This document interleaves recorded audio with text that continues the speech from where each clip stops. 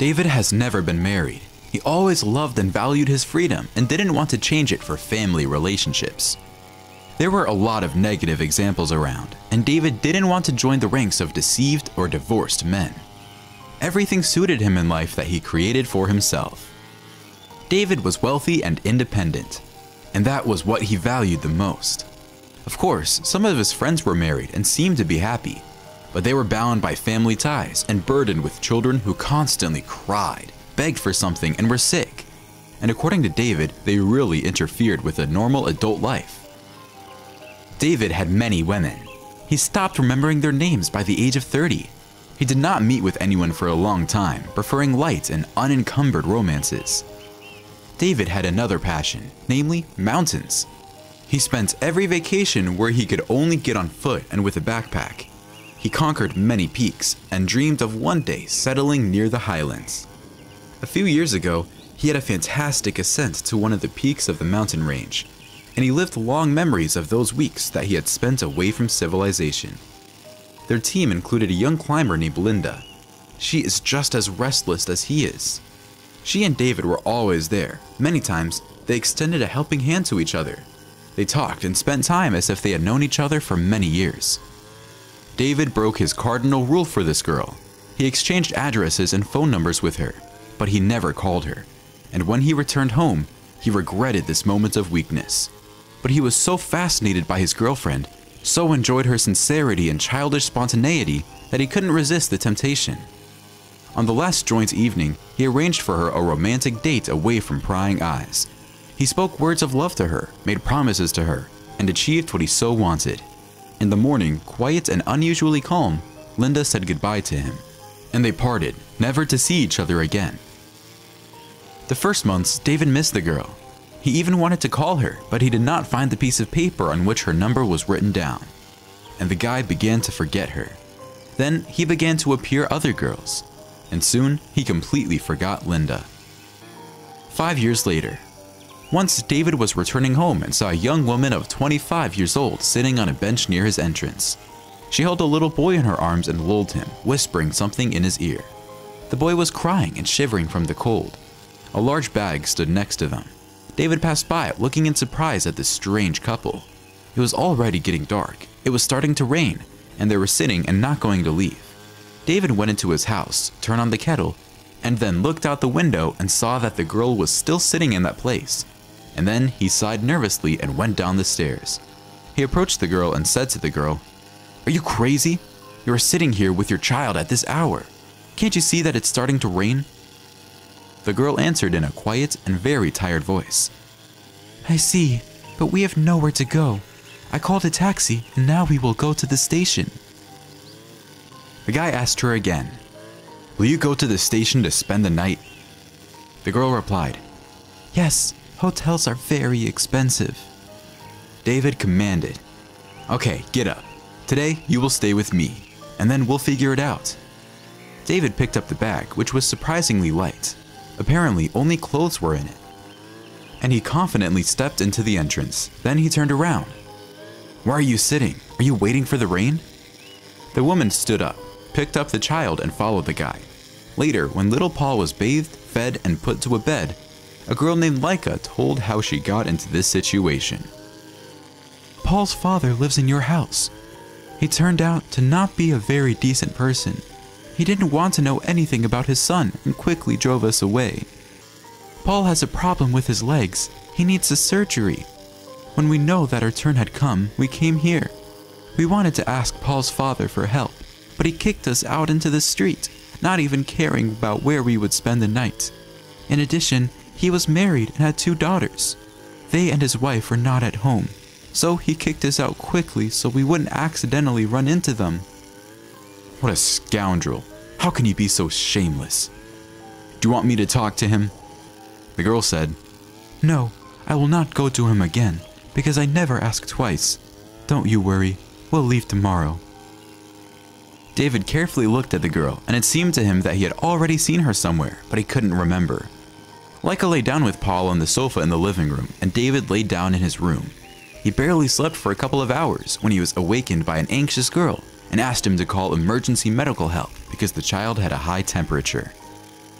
The rest of the night passed restlessly, calling for medical help, examining the boy, a trip to the 24-hour pharmacy. Everything calmed down by 7 o'clock in the morning. A couple of hours of restless sleep brought no rest, and David woke up sullen and broken, but he saw the joyful Leica's face. She said that Paul felt better and fell asleep. When the girl invited him to breakfast, David was surprised that he managed to cook him amazingly delicious pancakes, which the guy had never eaten. David's sullenness and fatigue vanished. David enjoyed breakfast and left for work, after telling Leica that they should stay here today.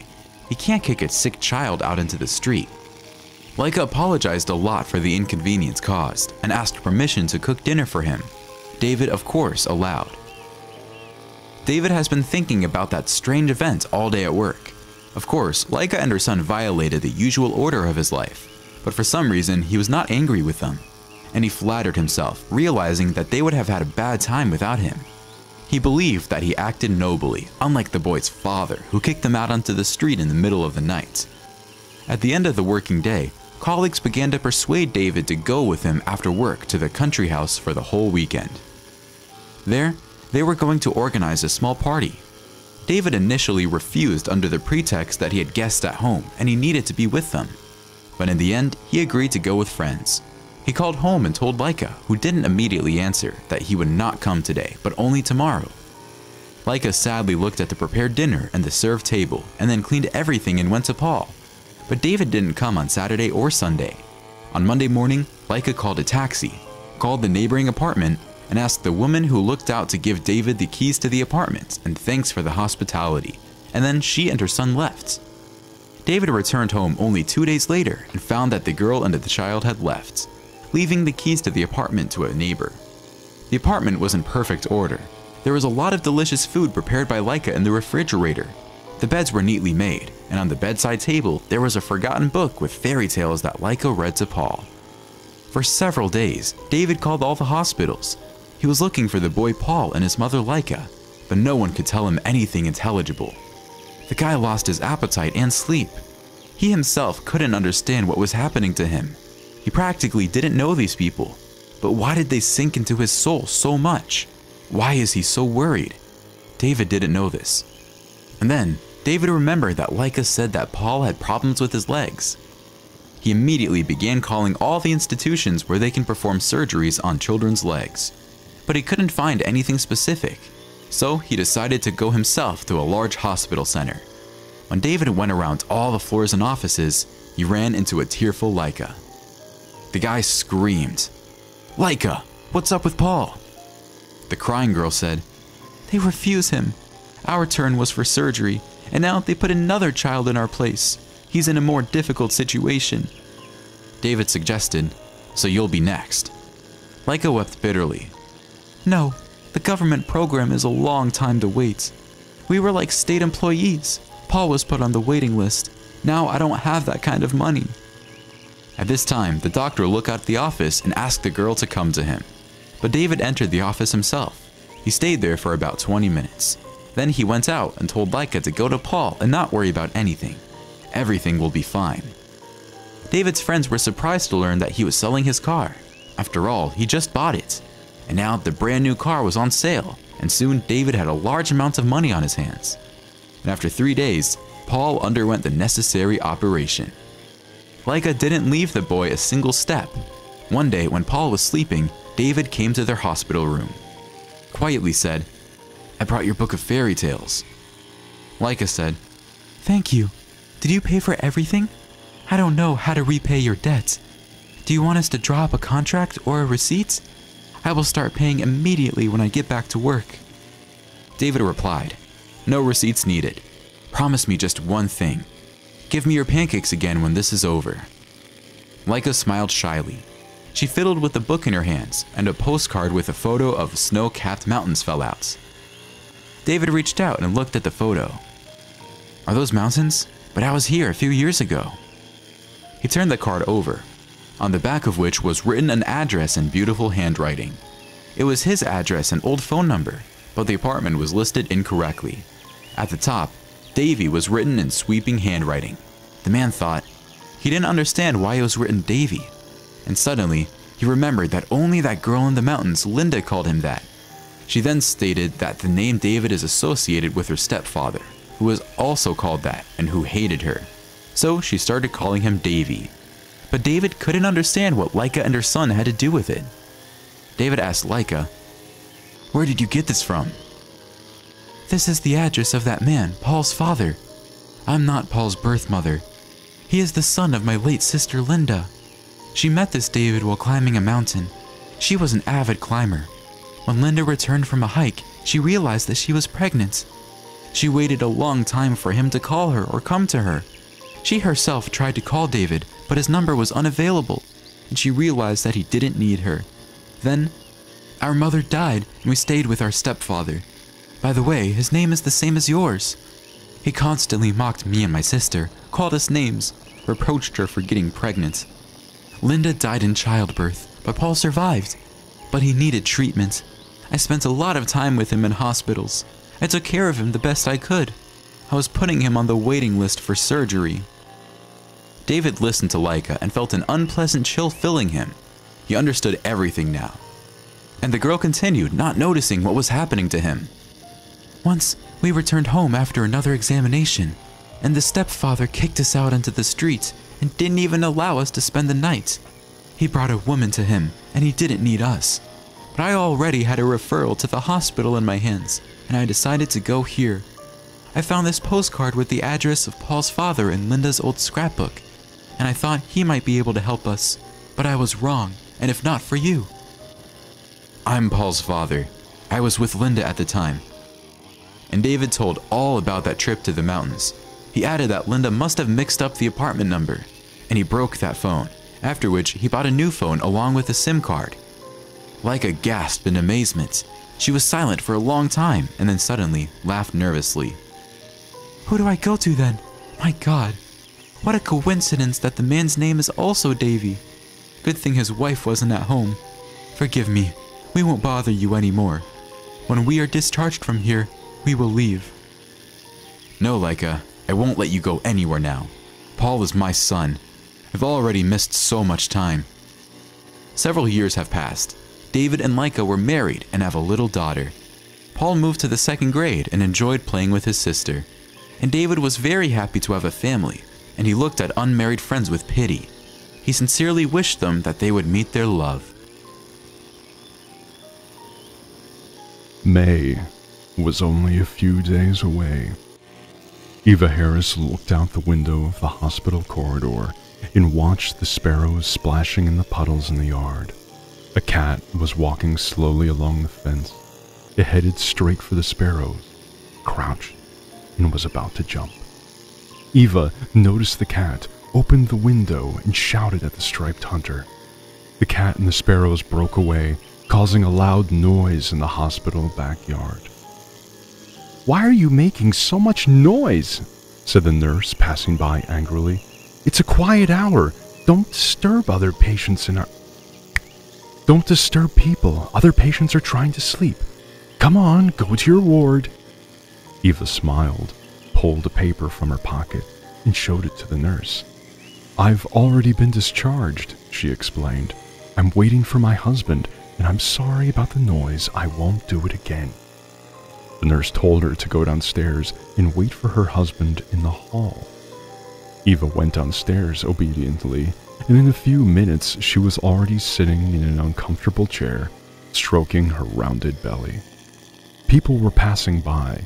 They scurried back and forth, opening and closing the front door. Eva looked at their faces, hoping to see her husband, Austin, among them, but he was still not there.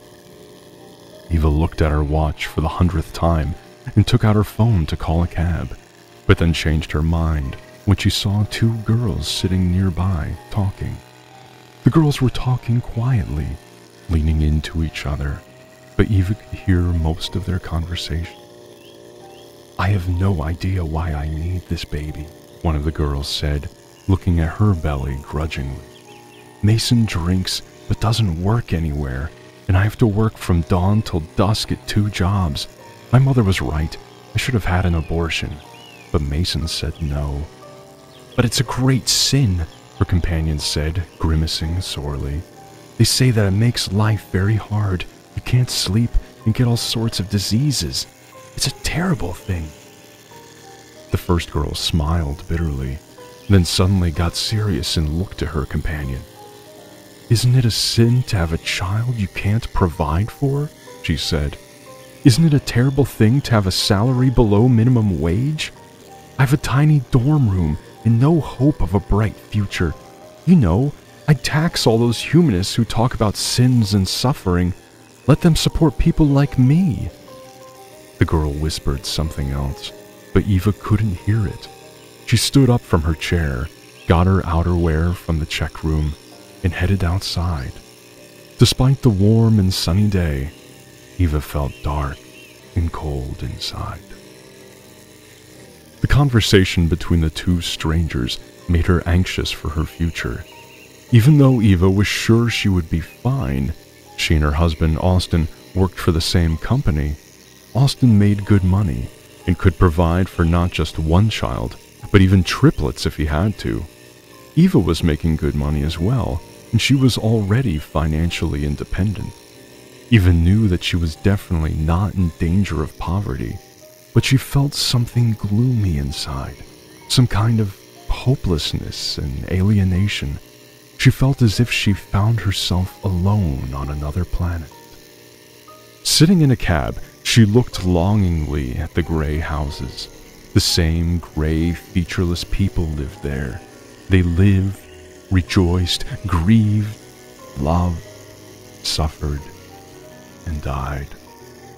Eva had never cared about them before, but now she was suddenly interested in them. I used to be like them, and no one cared about me either, Eva thought, and stared out the window again. When she was a child, her greatest dream was to have a father. She had Aunt Meredith instead of her mother. Meredith adopted little Eva when her mother passed away.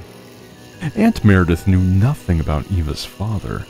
Her sister Evelyn was secretive and did not say anything about her personal life. Besides, she lived in another city and saw her sister only a few times a year.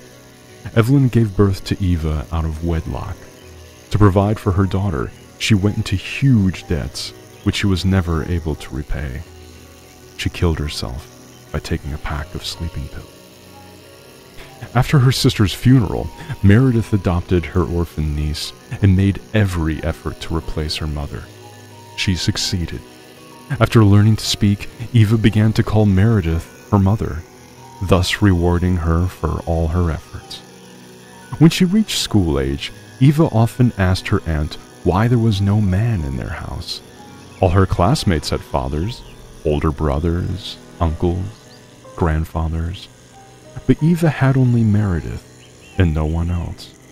Men never paid any attention to Meredith, so she only shrugged her shoulders and laughed it off. When you grow up, you can get yourself a husband. Although, you know, I'd rather get a dog or a cat, was her typical answer. Eva was a child, so she didn't know what Meredith was talking about. But time passed. In high school and then at the university, she discovered what love, affection, hate, and separation were. But it all turned out to be trivial and naively childish when she met Austin, her future husband. It was when Eva had already graduated and got a job as a manager in one of the companies. She was still living with her aunt in a small apartment, not wanting to move to a new place, either because of her strong attachment to Meredith or because it was very close to her office. One day, on her way home from work, Eva stopped by the amusement park, strolled along the boardwalk, fed the stray dogs, and was about to go home when she noticed a guy sitting on the ground. It was the end of September, but the guy was dressed not warmly enough. He was wearing a tattered wool sweater, dirty jeans, and torn sneakers. But it was not his appearance that shocked her, but his eyes that were eagerly watching the dogs eat the sausage. It seemed to Eva that he was about to attack the dogs and take their food from them. Feeling the girl's gaze on him, he looked away from the dogs He tried to look serious. He leaned back imposingly, crossed his legs, and waved coquettishly at Eva. She came over, sat down next to him, and asked what happened to him. "Nothing, just relaxing, watching the sunset," the boy said jokingly and laughed, but then a severe cough erupted from his throat and made the boy bend down. "You might have pneumonia," Eva said. When the boy coughed, "You should see a doctor before it's too late." The boy tried to look serious again and waved his hand carelessly. "It's all right, it happens to me sometimes," he explained. Eva nodded and noticed a box with some coins at the bottom of it, standing near his feet. The guy immediately kicked the box away with his foot, but it was too late. The girl had seen it. "I see. You're homeless," Eva realized, shaking her head. "So what happened to you?" The guy started making excuses, saying he was fine and actually he wasn't homeless. He was looking for some adventure and wanted to live on the streets for a while, just out of boredom. "So I'm all right and there's nothing to worry about. He didn't finish. The coughing came back even worse than before. He fell to his knees and grabbed his chest, trying to numb the unbearable pain. Eva rushed to help him, and when she touched his hand, she pulled her palm away. The guy was hot as an iron. "All right, come with me," Eva said sternly, holding the poor man by the waist. "We need to bring your temperature down right away, or you won't make it through the morning." She waved to a passing cab, pulled the boy into it, and told the cab driver to drive as fast as he could. Upon arriving home, Eva put the sick man to bed and forced him to take some antipyretic. "By the way, my name is Austin," the boy said, hoarsely, squinting his eyes from the bright light. "What's yours?" Eva told him her name, and the boy fell asleep after repeating Eva's name several times. In the morning, Austin recovered a little. The fever that had been bothering him for days was gone, and the coughing was not bothering him as much as yesterday. At breakfast, when Eva served him in bed, Austin confessed to her that he was not an adventurer, but the victim of a robbery. It turned out that he arrived here to apply for a job 2 weeks ago, and was met at the train station by a cab driver. He offered Austin a very cheap ride, and he bought it. The cabbie took him to a vacant lot outside the city, where his friends were waiting. They beat Austin badly, took everything he had, including his clothes, and left him there. "But why didn't you just go to the police?" Eva asked. "Those bastards must have left the city by now." "I did," Austin answered gloomily. "I went to the police as soon as I came to my senses, but they refused to accept my statement. They didn't believe me and said that apparently I drank it all away myself. And now I'm just making up tall tales. Tell me, do I look like a drunk?" the boy asked. Eva looked into Austin's pale face and shook her head. "I don't think so," she replied, "though I could be wrong." Austin laughed and began to tell her about his parents living in the village, his school and university years, and many other things he had long wanted to share with someone. Eva silently listened to his long, frank monologue while minding her own business, and Austin kept talking. "Where are your parents?" Austin suddenly asked, making Eva feel uncomfortable. "I don't have parents," Eva answered after a short pause. "I only have an aunt. She's out of the city now, so meeting her will have to wait." Austin wanted to ask about her parents, but he considered it inappropriate, so he shut up. Thanks to Eva's care, the boy fully recovered in a few days.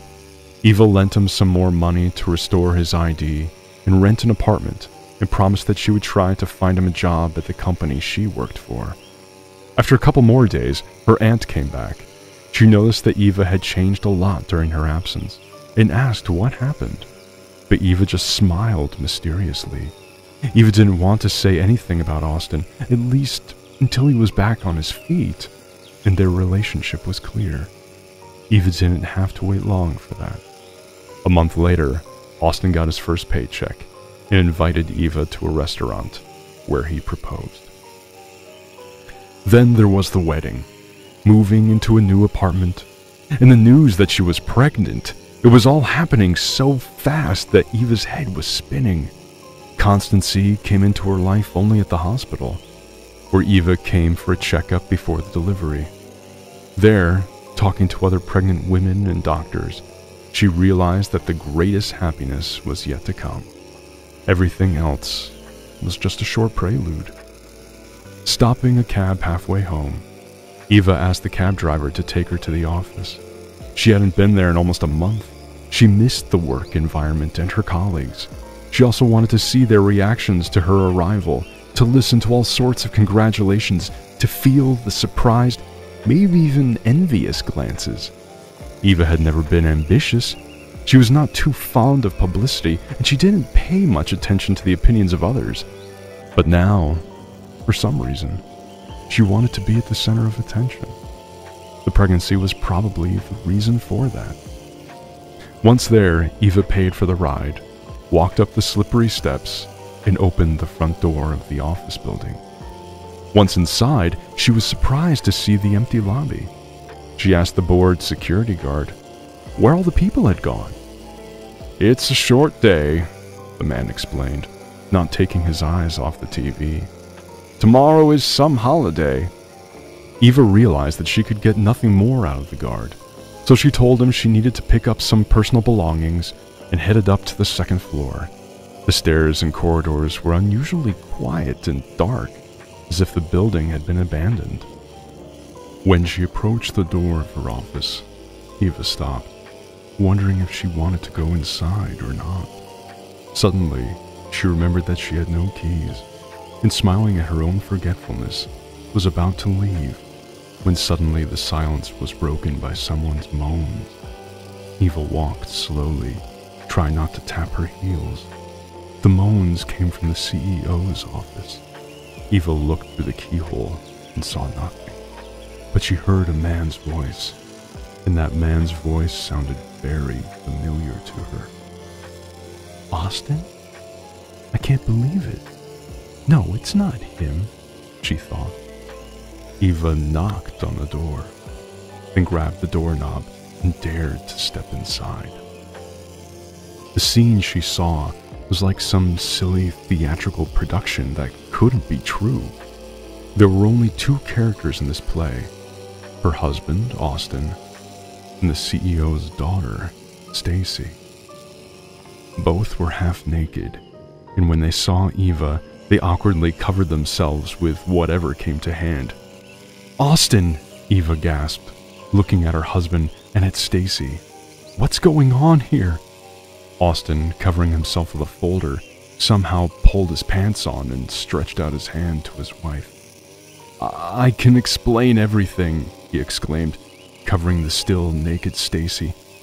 "Wait, damn, don't look at me like that!" Despite it, Eva kept looking at her husband with glazed eyes and remained silent. Then she slammed her fist into the computer on the desk with all her might and stepped back toward the door. "How could you do this to me?" she uttered, trying not to burst into tears. "And when did your affair begin? When I was in the hospital or before?" Austin rushed to his wife, but soon regretted it, because he got a slap that instantly burned his face. "Curse you, Austin!"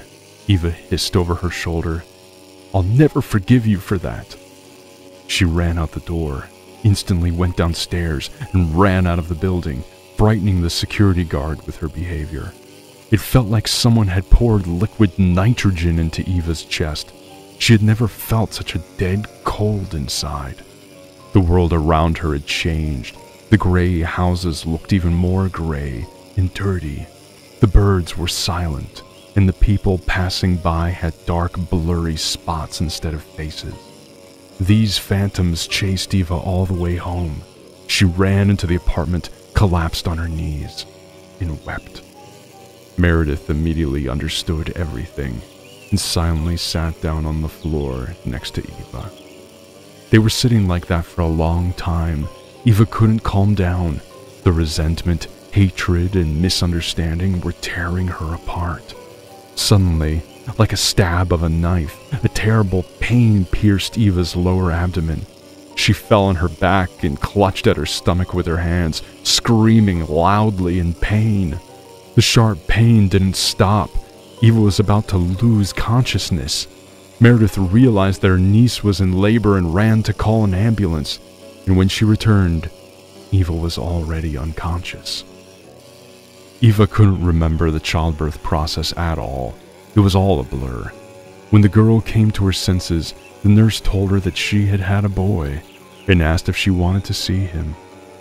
Eva negatively shook her head and covered herself with a blanket. "What? You had such a difficult labor and you don't even want to look at the baby?" the nurse said in shock. Eva raised her head and looked at the nurse angrily, making her shut up. Then she told her to bring her son and leave her alone. The nurse brought her baby and immediately left the ward. Eva began to rock the baby in her arms and cried, looking at the tiny little human being who stretched out his arms to her. She suddenly remembered a recent conversation between two girls about the difficult fate. Now she found herself in the same situation. Eva had no husband now. Obviously, she didn't have a job now either. She had no idea what to do. She avoided meetings with her husband, or rather, now he was her ex-husband. He only showed up once in her life. She received a letter from Austin, asking for forgiveness. Without reading the letter to the end, Eva burned it. As she burned all the bridges connecting her to her ex-husband, she quit her job a week after her return, and a few months later, her high school friend, Jessica, invited Eva to go to work at a fish plant in the north of the country on a rotational basis. Jessica had worked there for almost 3 years, and thanks to that job, she found herself a husband. "Maybe you'll find someone too," Jessica slyly suggested when she heard about what had happened to Eva. "There are many great men in the north of the country. They're all healthy and strong, not like the guys down here." Eva had no interest in love affairs. She only wanted to ensure that her son would have a decent childhood and that Aunt Meredith would have a comfortable old age. And she immediately said yes, because the salary there was decent. Even the position of a janitor did not freak her out.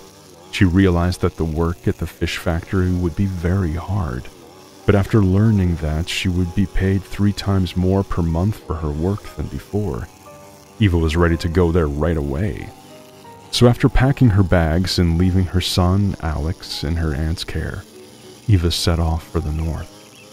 She worked hard and dreamed of a bright future, trying to forget the past.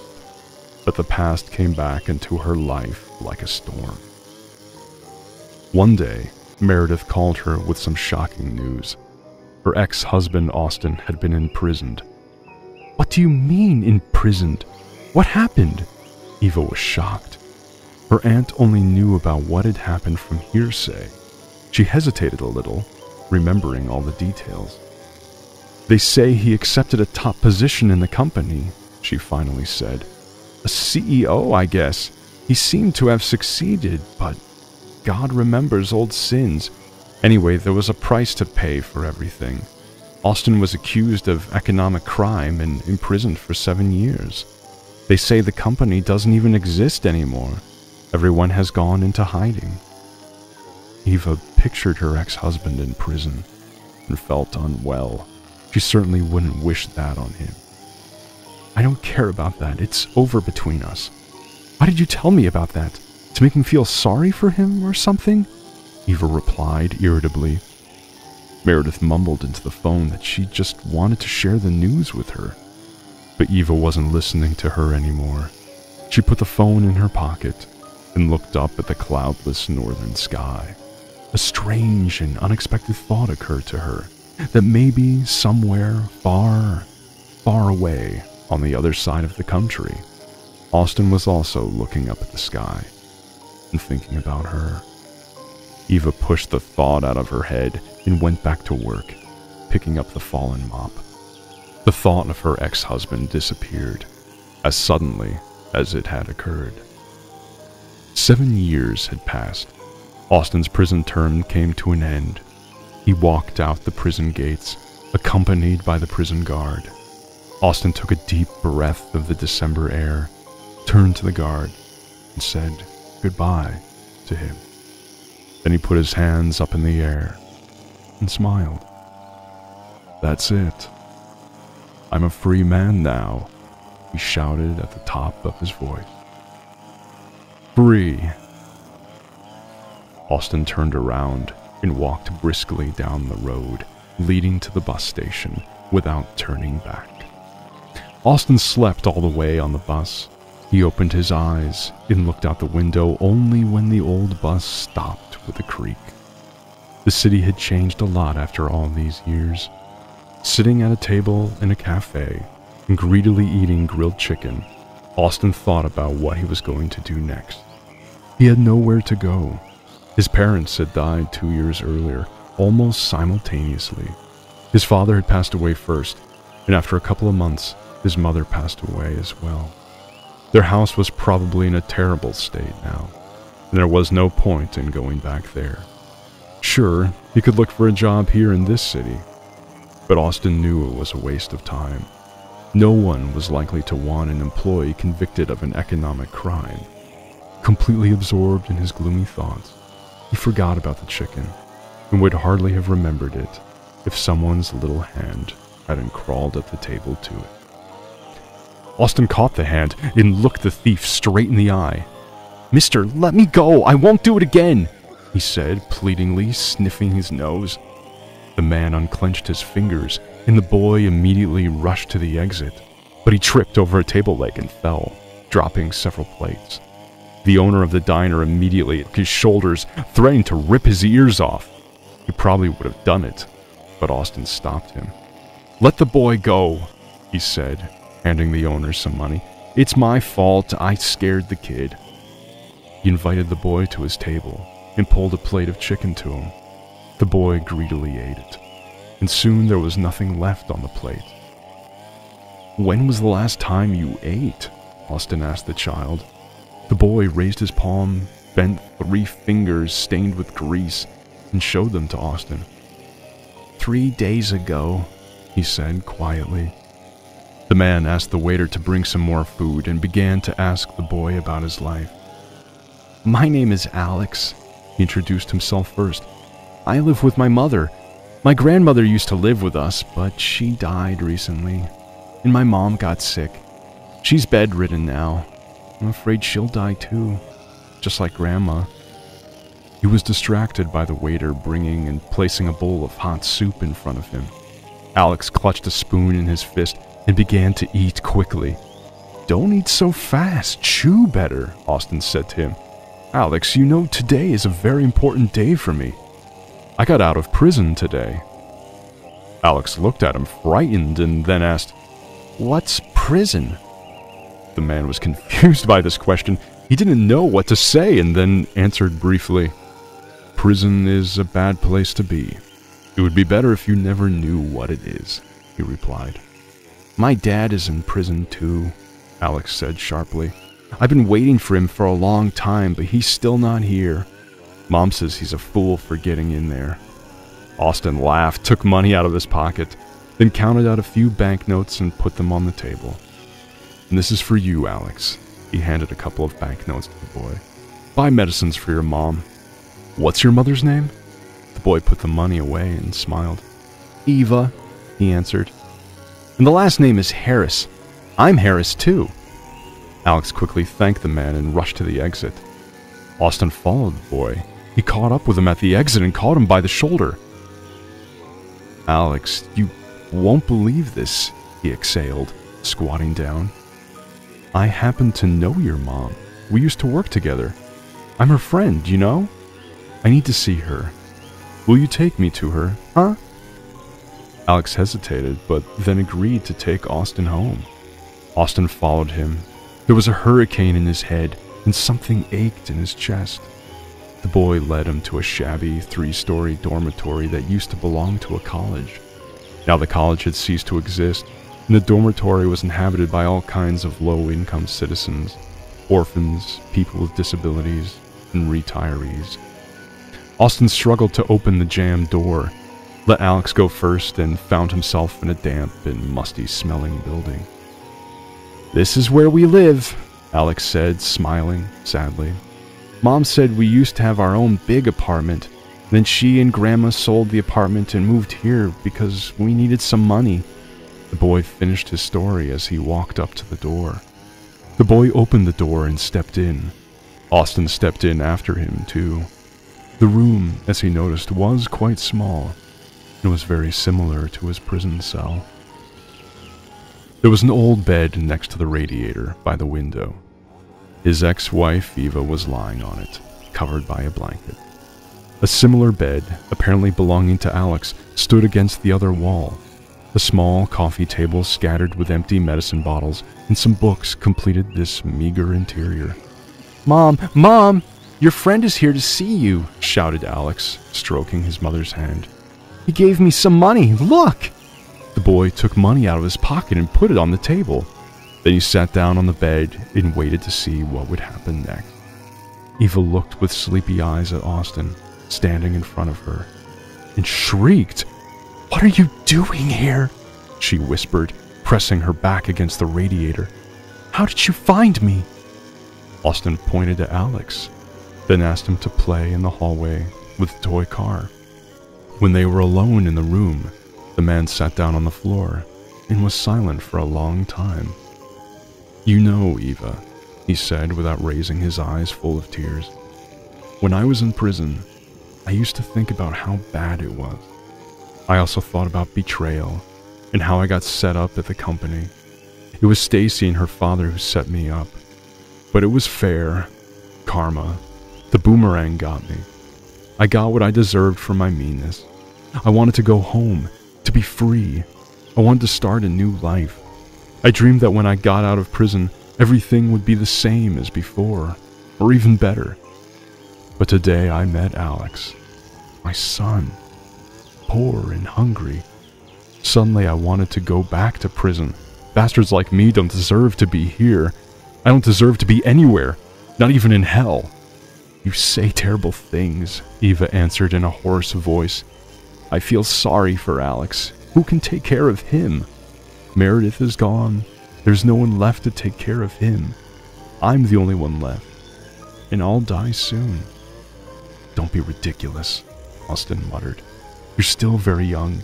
It's not your time to die. But you sound like an old woman." He looked at Eva, and Eva cried. She couldn't take it anymore. "I was wondering, had you forgotten me or not?" sighed Austin, covering his face with his hands. "It was important for me to know. Sometimes I go out into the yard, look up at the sky and think about you. Who else could I be thinking of?